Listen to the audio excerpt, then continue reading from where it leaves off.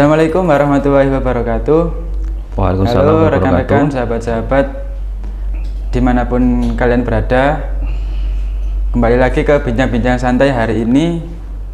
Saya Mas Khan Yusuf sebagai host. Dan kembali lagi kepada narasumber hebat kita, Pak Wahyudi.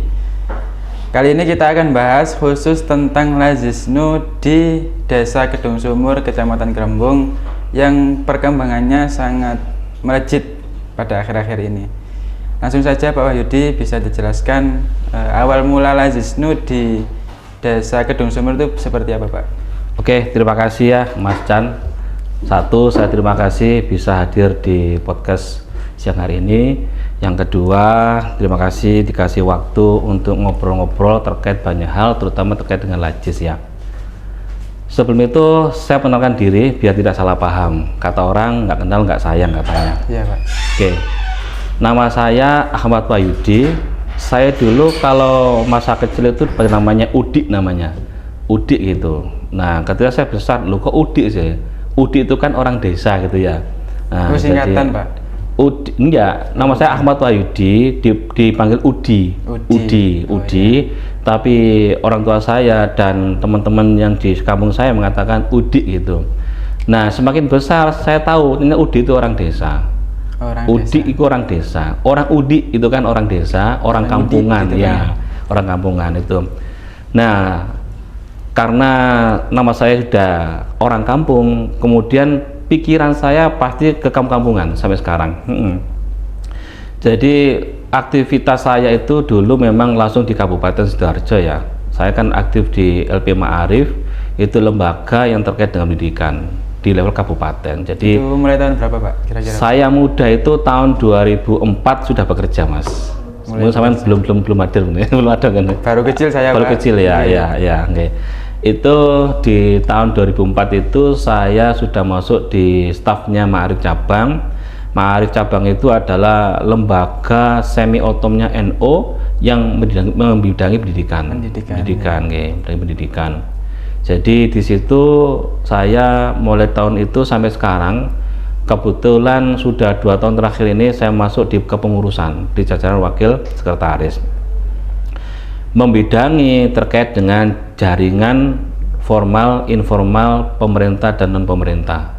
Itu bidang saya di pengurus Ma'arif Cabang. Nah, terkait dari nama saya Udik tadi, itu saya punya orientasi saya ngapain ke level kabupaten. Jadi nilai manfaatnya tidak begitu terasa oleh masyarakat. Kalau toh kebijakan itu kebijakannya pemerintah dan levelnya pimpinan. Nah, selama saya bukan pimpinan, saya yakin tidak begitu dampak hadirnya saya di level kabupaten. Nah, dari situ saya mencoba untuk kembali ke desa. Ya, kalau masih ingat dulu namanya ada tentara masuk desa. Nah, mungkin saya itu termasuk aktivis yang masuk desa. Nah, karena saya punya jiwa aktivis dan memang pola pikir saya itu terbentuk oleh aktivitas saya sebagai aktivis, itu terbentuk itu. Sehingga cara berpikir saya mungkin di luar cara orang berpikir. Jadi pikiran saya itu tidak pikiran saya itu di luar orang biasa berpikir. Jadi nah, di tahun 2010 itu saya mencoba untuk merintis namanya keuangan keumatan namanya. Jadi bagaimana uang yang dari masyarakat itu dikembalikan ke masyarakat secepatnya begitu. Ini sudah di Grembung atau masih di Mutu? Sudah di Grembung. Sudah di Grembung. Saya menikah tahun 2005. Itu saya di Grembung itu tahun 2007 sudah Grembung. Nah, selang 3 tahun berikutnya saya dan teman-teman itu mendirikan namanya Lazis, ya, lembaga amil zakat infak sedekah di tingkat masjid. Jadi kami remaja masjid pada waktu itu merintis bagaimana masjid itu bukan hanya tempat ritual ibadah saja, tapi masjid itu juga memberi manfaat kepada minimal jamaah masjid ketika sakit, ketika meninggal, ketika butuh uang, ketika mungkin butuh modal untuk meningkatkan kapasitas atau pendapatan, kita hadir di situ. Jadi itu awal mula kita merintis adanya Lazis. Belum Lazisnu, Pak? Masih Lazis aja? Masih Lazis. Dan kenapa, kebetulan Pak? Mas Chan, ya saya cerita ya, di tahun 2000 sebelumnya saya ingat betul bahwa itu ada Gus Aris Karomi itu datang ke saya, Mas Yudi, sampean kok bisa bergerak dengan lazis masjid itu gitu. Saya cerita. Nah, dari cerita saya ini kemudian disampaikan oleh Mas Haris di level nasional pada waktu itu. Sehingga di level nasional ada namanya Germas itu, Gerakan Infak Infak Masjid. Ya, jadi Gerakan Infak Masjid namanya Germas iya. Atau saya lupa ya. Itu namanya Gerakan Infak Sodako. Gismas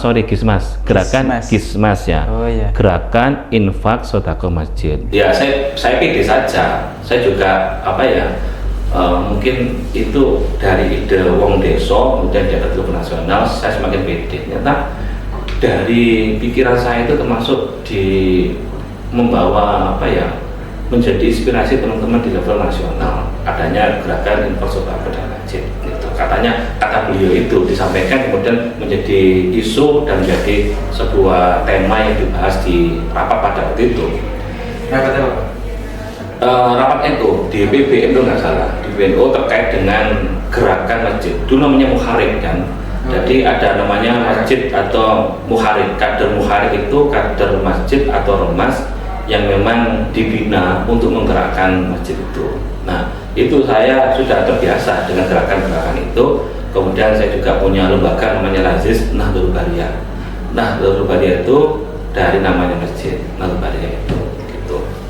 Pada saat itu Gus Aris sebagai apa Pak? Bisa memviralkan Gus Aris itu kalau nggak salah itu masih jadi aktivis Ansor nggak salah di level di kota, kemudian dia sering terlibat di kepengurusan NU cabang pada waktu itu. Sebenarnya begitu. Nah, dimasuk di jajaran pengurus lembaga atau saya kurang tahu. Yang pasti beliaunya itu pada waktu jadi pengurus Ansor di level Sidoarjo Kota, jadi tingkatan kecamatan beliaunya masih jadi sudah lama banget. Nah, selang berikutnya ternyata ada Lazis Nu yang lahir itu ya. Tapi kita sudah berjalan. Nah, sekarang kita bukan Lazis Nu ya, tapi Lazis Nahdlatul Bariyah. Jadi Lazis yang diinisiasi sama remaja masjid, kemudian punya tujuan bagaimana jamaah masjid itu bisa berdaya, kemudian bisa kita sentuh. Jadi masjid bukan hanya tempat ritual ibadah saja, itu gambaran kita pada waktu itu, tapi masjid juga memberi maslahat ya. Bukan hanya jamaah saja, tapi masyarakat sekitar. Nah, itu kita terjemahkan dalam bentuk program-program itu. Nah, program yang kita lakukan harian atau bulanan atau momentum identitas memang semua itu keumatan, kemasyarakatan begitu. Contohnya ketika ada orang yang meninggal, ya kita kasih 5 dus, walaupun nggak besar, itu sebagai sentuhan ketakmiran masjid ke masyarakat. Pasti masyarakat tahu, dari masjid gitu. Kemudian ketika zamannya orang itu ada musibah misalnya, entah musibah dia kena rumahnya kebakaran atau musibah apapun, kita pasti membantu. Namanya karena bencana itu. Kemudian terkait dengan anak yatim piatu, kita juga concern di bidang itu, terutama di awal tahun pelajaran. Jadi tahun pelajaran baru itu kita pasti menyentuh anak yatim dengan membeli tas misalnya, kemudian membeli buku, ATK lah bagi anak-anak itu, dan juga kita kasih uang saku. Tidak berhenti di itu saja. Di setiap liburan semester akhir kita mengajak mereka, biasanya kita ajak mereka rekreasi bahasanya ya, rekreasi ini kita ajak mereka rekreasi, kemudian dikasih uang saku begitu. Kemudian untuk yang untuk para donatur juga kita ingat dengan para donatur itu, kita kasih souvenir biasanya di bulan Januari, kadang berupa payung, kadang berupa jam dinding, itu souvenir. Jadi kita itu juga ngeramut dua-duanya, mustahik kita ramut, muzaki, mutasotik juga kita ramut, itu gitu ceritanya. Tadi tahun berapa Pak awal mulanya itu? Tahun 2010. Tahun 2010 okay. Sebelum adanya Lazis Nu ya, kita sudah melakukan gerakan-gerakan yang memang sosial begitu. Dulu kendalanya apa Pak? Pada waktu awal-awal kan mungkin kan orang-orang tahu gitu. Betul. Di awal itu memang yang namanya hal baru ya, Iya. hal baru pasti banyak pertentangan, baik kalangan pengurus di kami sendiri dan juga kalangan ketakmiran dan juga masyarakat umum. Jadi kita bagi tiga ya, ketakmiran itu namanya pengurus takmir, berarti kami bagian dari pengurus takmir. Kemudian lazis itu juga punya kepengurusan, lazis itu, dan kepengurusannya itu agak meluas, tidak hanya dari ketakmiran saja. Yang ketiga adalah masyarakat umum. Terkait dengan pengurus internal, memang kita sering berdebat tentang beda pendapat. Ya biasa ya, namanya kita berorganisasi ya biasa saja. Jadi ya debat terkait dengan kita mampu enggak, kita khawatir nanti sudah terkabarkan, tersiar kita lembaga yang bisa memenuhi kebutuhan mereka tentang terkait dengan modal untuk usaha, kemudian ketika ada kematian kita membantu, ada sakit kita juga memberi santunan dan sebagainya. Apa kita mampu bisa berjalan enggak? Itu memang tantangan dari awal. Saya pastikan bahwa kalau kita memang bisa berjalan dengan baik, otomatis ada kepercayaan dari masyarakat. Nah, seiring dengan itu saya yakin nanti banyak kok dana yang bisa masuk ke kita, dan kita buktikan sampai sekarang itu bertahan sampai sekarang begitu. Kemudian untuk ketakmiran memang ada cibiran yang paling menyakitkan dan juga yang memberi kita semangat motivasi adalah begini kata-katanya itu, saya ingat betul, paling bahasa Jawa ya, paling bertahan saulan rong wulan mulak buyar jadi ngono. Nah, justru dengan kata-kata itulah teman-teman yang punya loyalitas, yang punya komitmen, memang ada perubahan, ya semakin semangat. Ayo kita buktikan, kita tidak berumur 1 bulan 2 bulan, kita akan bisa berjalan ila yaumil qiyamah. Itu semuanya begitu. Kita buktikan.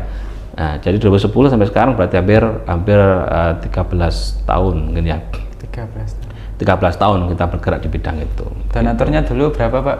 Awal-awal Pak? Awal itu ya cuma berapa? Cuma 50, itu pun dari kalangan kita sendiri. Awal 50 itu Pak.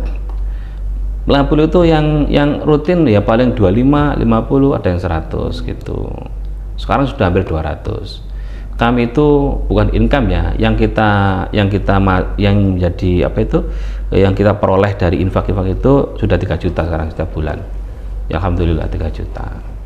Dari cibiran-cibiran itu tadi gimana Pak nanggapinya? Ya memang di kalangan kami pengurus juga terpecah juga. Ada yang kurang semangat, ada yang justru karena itu dia lebih semangat, lebih semangat lagi. Jadi justru karena cibiran itu akhirnya kita punya tenaga untuk membuktikan kita mampu kok, nggak 1 bulan 2 bulan begitu gitu. Ada program-program unggulan Pak yang dulu mungkin bisa ditawarkan ke masyarakat dan bertahan sampai sekarang? Atau yang unggulan ya kita memang pro dengan masyarakat secara umum ya, terkait dengan ketika dia itu meninggal sakit, kita concern di bidang menyantuni itu. Kemudian yang kedua terkait dengan yatim piatu juga kita concern minimal setahun 3 kali. Satu, ketika awal pelajaran baru masuk kelas, kita concern untuk memenuhi kebutuhan minimal tas, buku atau ATK dan uang saku di awal itu. Kemudian yang kedua, ketika momentum bulan Ramadan, malah besar itu Mas. Bulan Ramadan itu setiap anak bisa 3 juta, dan itu berjalan sampai sekarang 3 juta. Ya, sampai terhitung ya. Itu teknisnya adalah masyarakat kita kasih amplop, mereka menyangkut sendiri dan mengusap kepalanya nanti dia itu sendiri. Jadi itu yang bikin besar. Ketika saya tanya salah satu ya 3 juta lah itu. Kemudian yang ketiga itu ketika mau liburan semester akhir ya. Nah, liburan ini biasanya kita ajak rekreasi, anak-anak cari rekreasi, kemudian kita kasih uang saku, kita jamakan, udah senengnya luar biasa itu. Itu yang yatim piatu.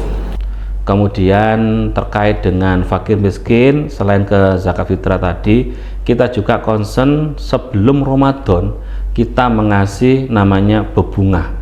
Bebungah itu sembako, rupa sembako kita berikan kepada fakir miskin. Oh, yang kemarin itu Pak? Iya, yang kemarin itu. Itu baru jalan kemarin atau dari dulu Pak? Kalau bebungah itu sudah berjalan 4 tahun. 4 5 tahun dari 13 tahun itu. Di 2019. Ya, Iya. 4 tahun. Dari motivasi keluarga Pak, barangkali ada yang support. Oh ya. Gimana Pak? Kalau keluarga ya enggak pernah sih. Justru keluarga asli saya dulu itu malah bahasa gini. Kalau ayah ibu saya yang dulu ya, maksudnya sebelum saya punya keluarga kecil yang di Kerembong itu, mesti lapo sih kok ruwet ngono. Sempat ada omongan gitu Pak? Iya, dari ibu saya. Loh, ibu saya itu aktivis juga muslimat. Bahasanya, wes fokus nang kuliahmu pada waktu itu. Gak usah ngurusi wong. Satu, yang kedua, lah bosnya seneng ngumpul-ngumpul no arek itu. Saya dulu memang sering ngumpul no arek di rumah. Saya sering ngumpulkan teman-teman di masjid, di musola gitu, sering ngumpulkan itu. Itu tanggapan dari ibu? Ya, dari ibu. Nek ayahku cenderung diam dan mendorong, gak apa-apa toko. Dan saya ingat betul ketika saya pernah dulu masa kecil itu lomba adzan. Nyata ayah saya itu ngikuti di belakang itu yang pertama. Yang kedua, ketika saya dulu ikut Makesta itu juga, ternyata ayah saya itu nunggu di luar. Buktinya apa? Ketika saya pulang itu ada ayah saya. Ternyata beliau itu mendukung saya dari mulai kecil, mendukung saya sampai sekarang, mendukung. Apa saya lakukan itu didukung. Kalau istri Pak, dukung? Ya jelas mendukung. Jelas Beliau mendukung. juga aktivis kan, aktivis dari mulai IPB sama Fatayat, mendukung semua, mendukung kok, nggak ada masalah. Itu kekuatan saya juga untuk terus berkiprah. Cuma masalah itu Mas kan, di Lajis itu kan saya itu kan sudah berkali-kali melakukan laporan dan priorisasi. Ya, tapi anehnya setiap priorisasi terus kepilih saya itu. Jadi secara kepilih dari sekarang sampai iya, dari mulai merintis sampai sekarang itu kepilih. Jadi saya itu cuma definitif, ketua definitif sampai sekarang. Nggak ada penggantinya kan?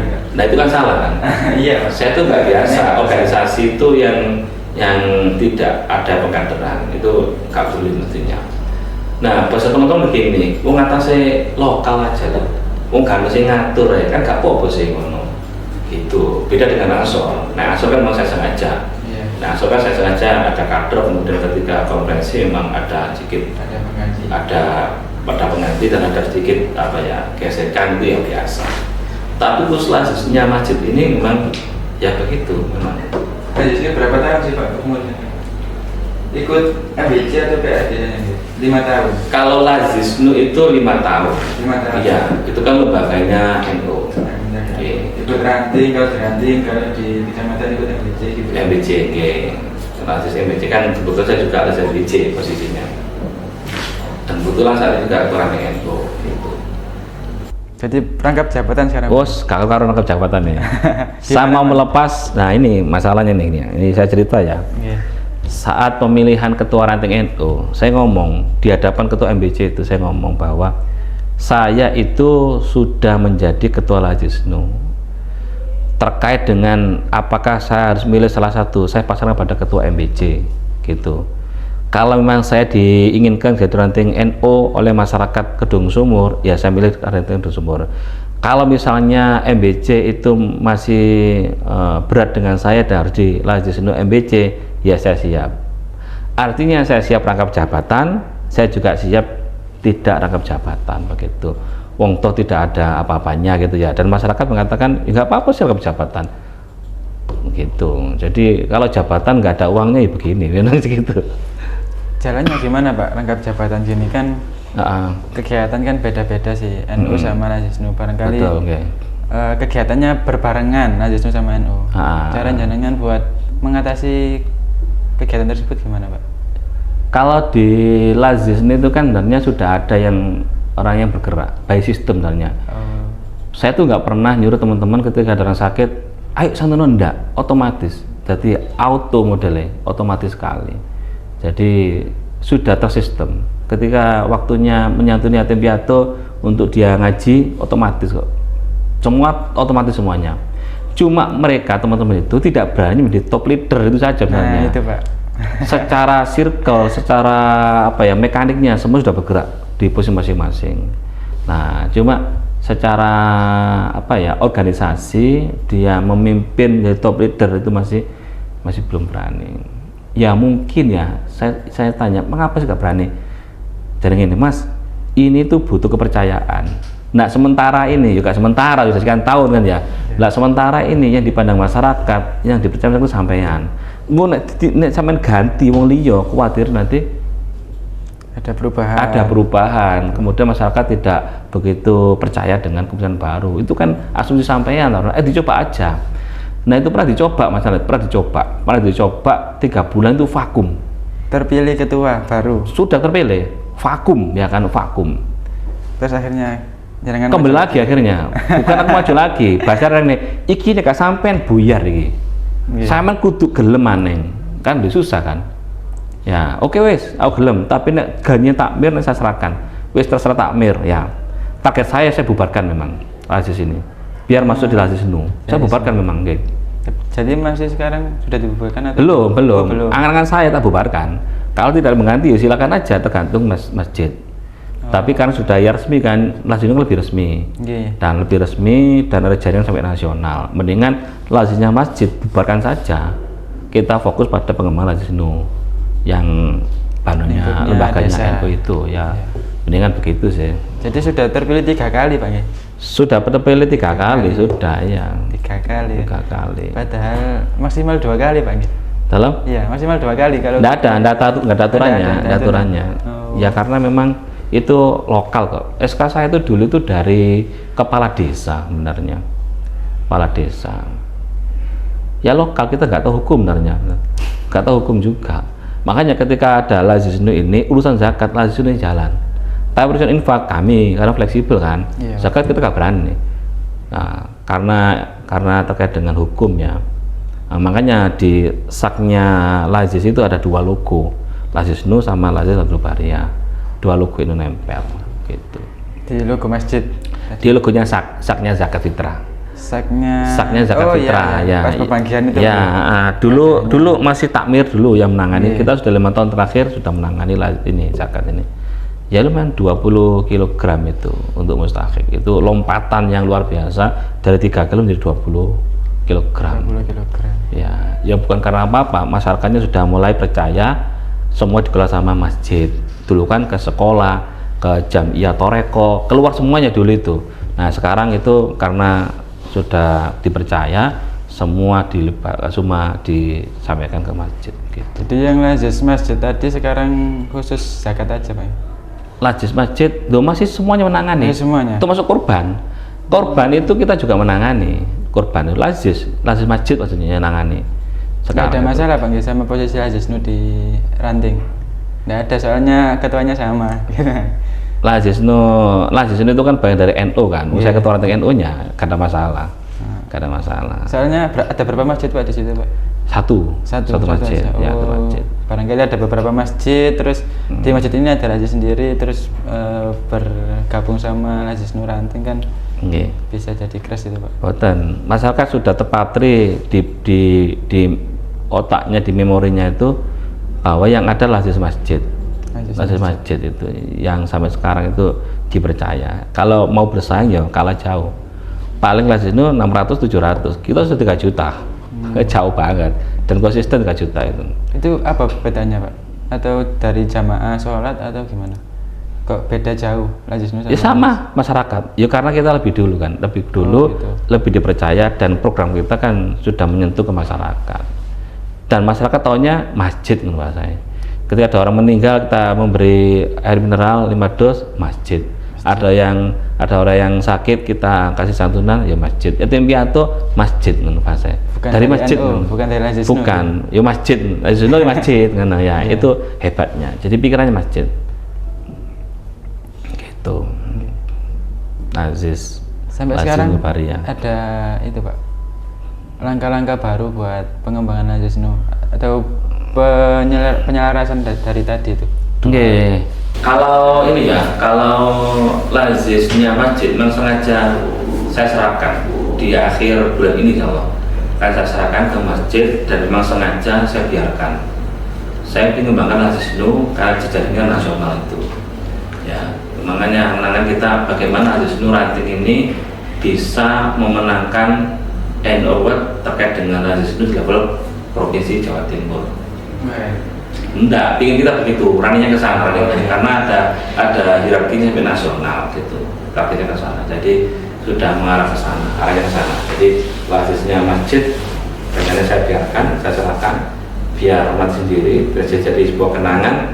Kemudian saya tumbuhkan yang basis ini, hanya begitu rencananya. Kalau yang Lazis Masjid tadi resmi ditiadakan, rela enggak jenengan Pak? Sebenarnya saya nggak rela, banyak teman-teman menangis sebenarnya, karena tahu merintis. Termasuk kata-kata tadi, gak mungkin lah teman-teman bisa bertahan sampai 2-3 bulan, palingnya 3-4 bulan sudah bubar. Kata-kata itu yang terpatri di hati teman-teman sehingga terus semangat sampai hari ini itu. Ya jelas gak rela. Kemarin saya lontar gitu, semua sempat apa ya, sempat gak rela, dan saya tahu gestur mimik wajahnya kayaknya memang bersedih gitu. Jadi gitu. perlunya transisi dari Lazis Masjid yang dari awal banget sampai sekarang ada Lazis Nu gitu. Nggih, gitu. Ya perlu transisi. Ya bahasa saya kan perlu nyiapkan hati. Perlu nyiapkan hati. Kalau pikirannya sudah siap, kari hatinya belum siap. Gak bisa move on kata orang sekarang. Gak bisa move on gitu. Gak bisa move on ya mungkin. Itu dulu Pak. Ya terima kasih Wati atas waktunya, terima kasih. Banyak sekali diajak podcast pada siang hari ini. Ya. Saya senang banget gitu. Banyak sekali cerita-cerita dari Lazis Nu Masjid. Yang ternyata Lazis Nu itu atas inisiasi dari Pak Yudi juga. Dulu Pak sebelum ada Lazis Nu 2012 ya, Pak. Justru itu yang menginisiasi Gismas, Gerakan Infak Sedekah Masjid, ya. Dan sekarang ditiru sama lingkup nasional. Gismasnya malah nggak ada sekarang. Oh nggak ada. Gismas itu adalah pionir, setelah Gismas adanya Lazis Nu itu. Lazis Nu saya begitu. Pak? 2012. Saya lupa ya. Sepengetahuan saya itu urutannya Gismas itu ada dulu, kemudian Lazis baru nyusul. Sepengetahuan saya begitu. Itu diresmikan di PBNU dulu Pak. Mulai PBNU dulu terus ke Iya betul. PBC, semua gitu. Bergerak nih. Ya mungkin itu dulu rekan-rekan sahabat-sahabat yang sudah mendengarkan podcast kita hari ini, bincang-bincang santai. Terima kasih Pak Yudi atas sama-sama. Semoga apa yang kita bahas hari ini dapat mengedukasi kita, memberikan informasi baru kepada kita, dan bisa memotivasi kita untuk selalu berkhidmat di Nahdlatul Ulama. Sekian, Assalamualaikum warahmatullahi wabarakatuh. Waalaikumsalam warahmatullahi wabarakatuh.